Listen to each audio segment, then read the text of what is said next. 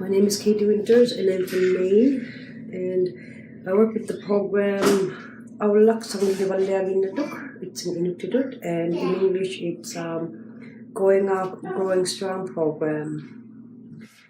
And with this program, we only had male participants, and they were from ages 15 to 25.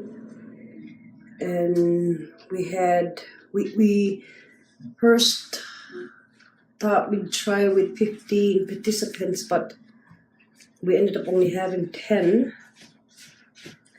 And the way we picked out our youth were, we made a whole list of names of youth that we know within the town of Nain, and we looked at families that don't have transportation of any sort, like speedboat, skidoo, four-wheeler, or any form of transportation, just to have the male youth to have the experience to get out on the land, to hunt, to fish, to even for the first time to go on speedboat, or even for the first time to pass the main point. And we looked at youth at risk, and meaning that kids who dropped out of high school or just dropped out of school even before they went to high school. And we looked at youth who had suicidal ideation, and we looked at youth that who didn't get a lot of family support, who were out late at night, maybe needing something to do. And with our youth program, we had volunteers from the community, specifically elders and male hunters, who were active out on the land and who were good role models for the youth to take them out, teach them how to live out on the land, to learn land names, and basically just grow up and to respect themselves, and also to respect the land, and to help elders within the community, like if they went out hunting, if they catch anything, to distribute them to the elders within the community. And that way it would make them feel inside a lot of pride and a lot of I know it was just to boost the youth's self-esteem. And we had this program, well, it was going to be on a travel basis, because it was like a pilot project, maybe I could say it that way. It was like a pilot project where we tried this out for a year. We had to find funding. We had to write funding applications. We had to try and find different programs that provides funding for programs like this. So like Labrador Gun for Health, we had funding from them. We had funding from Health Canada. We had funding from, I can't remember where else we had funding now, but we had quite a few funding sources. And with the funding, we hired a youth coordinator, and we also purchased some equipment. We purchased 3 snowmobiles. We purchased all their winter gear: snow boots, balaclavas, coats, snow pants. We got spot checks, satellite phones, basically everything that you need to go out on the land and survive, and what you need equipment-wise. And we also purchased a speedboat, a second-hand one from the group home, for the youth to use during the summertime. And we did quite a bit. And we also had counselors in the event that youth needed someone to talk to, or just to talk to someone. And during, after school, if we had participants who were in school, we had our office doors open for the youth to come in and just to hang around the office, be on laptops, and I think there were 3 or 4 laptops that was purchased for the youth to use to go online, internet, and do whatever they wanted, and we had our doors open to them. And in the evenings, sometimes maybe once or twice a week, we'd have evening nights for movies. They'd make homemade pizza, and at least once a month, we always tried to have a community feast. Not really like a community feast, but like a soup kitchen that's open to the community, and we had the youth involved making the soup and making pansaks and serving to the public, and meet like that way.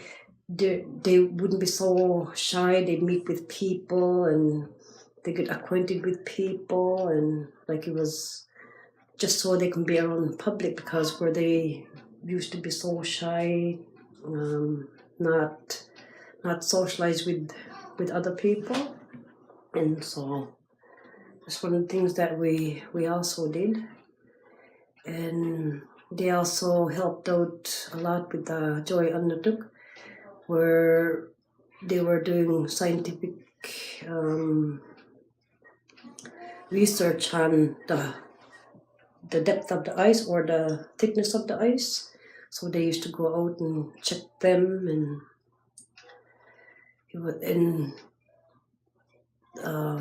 I know it was a really, really good program. I love that when they used to go visit the elders and hand out traditional foods to them, because our program where we used to not hire, but we used to provide gas to whoever wanted to go out and provide for the community freezer. And so I think that still goes on. We provided gas to hunters who wanted to go out and maybe go seal hunting, partridge hunting, or fishing, or just hunting in general. And once they used to get their catch, the youth used to come in and they used to cut them up and bake them and store them in the freezer. And maybe the next day they'd go distribute them to the elders. And when there was a boat available, the youth used to go scalloping. And so they used to get a lot of scallops, and they used to bake them, and they used to go distribute them to the elders. So that was really, really good. And I don't know how it's now, but after I left the program, I think they tried out the female like a mixed program. And what we did before I finished was we were going to have the 10 youth to be senior. We was going to recognize them as being the senior hunters for the program. Like they teach the new youth that's going to be coming in what they learn, and I believe they're still involved. I think so. I haven't been down there in ages, but it was a way of helping the youth to be involved in the community, to take part. It's really, really good, I find, because they don't just learn how to they learn how to live off the land. They learn land names. They learn to respect the land. They learn how to survive off the land. And they also help themselves within themselves inside, like mentally, physically, and it's healing, and it's a healing thing for them. And at the same time, it's boosting up their self-esteem and having more respect for themselves, and having more respect for the community, more involvement, and they learn about their culture, and it's just an overall excellent program. If I was to measure it from 1 to 10, it'd be over 10. Yeah, and I think it should be done. I think it was done in Hopedale. I don't know if it was done anywhere else, but it's a really good program. Indigenous education, Aboriginal education, Inuit education, Métis education, all around Native education. Be Inuit, Métis, could be Hablanangayuit. Although all our cultures may be different, but we all still strive to try and live how our parents and our grandparents taught us. We may live in the north, but still the same. We all have eyes, we see same things, and we hear same things, and all in all, it's a rewarding once you put it in you, sink it in you, and like you keep it. And once you learn something, and when you're happy doing it, when you enjoy yourself doing it, and then you keep it, like it's a memory for you. If I was able to bring our past back, that would be it. But that's impossible with today's technology and with today's day, with today's modern society. Like when I was growing up, we never had laptops or computers or I remember our first TV we had. Like we never used to depend on technology or anything. We were all just living off the land, on the land. It was like a year-round thing for us: spring, summer, winter, fall. And we'd stay in our fishing camps or trapping sites. And all we did was help each other. We shared. We just cared for one another. We learned from one another. And I know that can't come back. It won't come back, not today. A lot of our elders are passing on really quickly, and with all their knowledge that they have, it would be good if all their knowledge was written down or videotaped, put online, and like there are a lot of awesome stories that are leaving us, and a lot of our elders are leaving, and they're leaving with their stories, they're leaving with their memories, they're leaving with the land names, they're leaving with maybe even the prediction of weather, the ice, the snow, and a lot of these are going.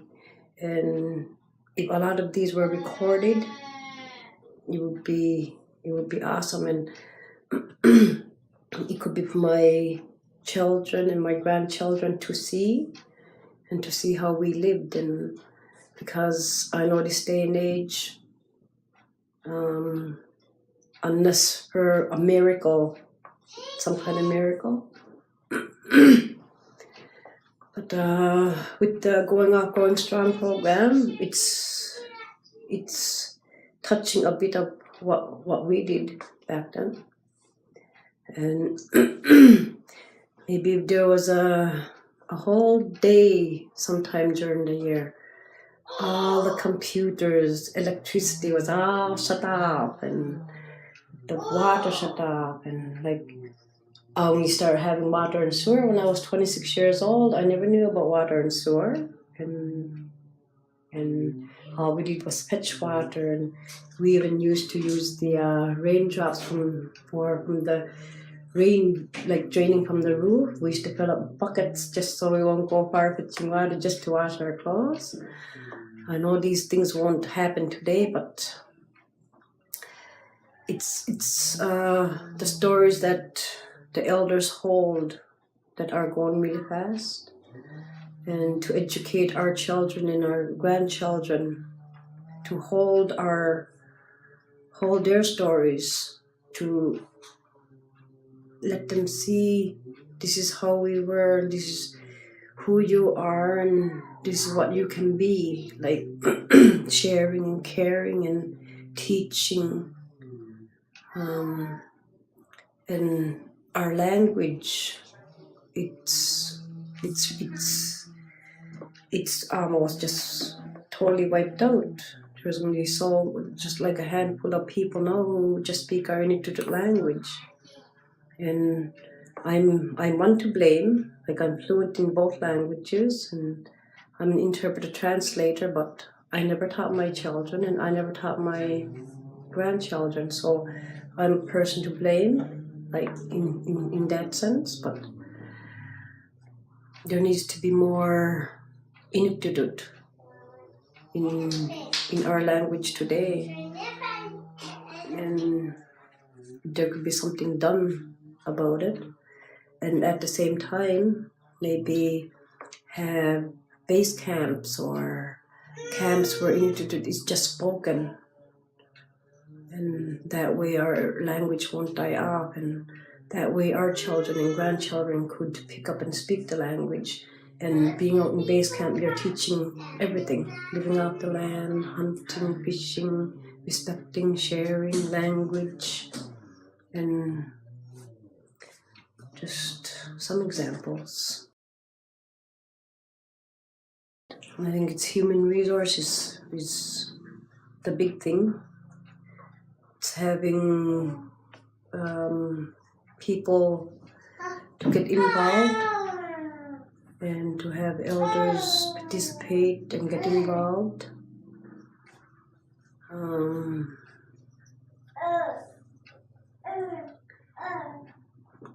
And just having the equipment.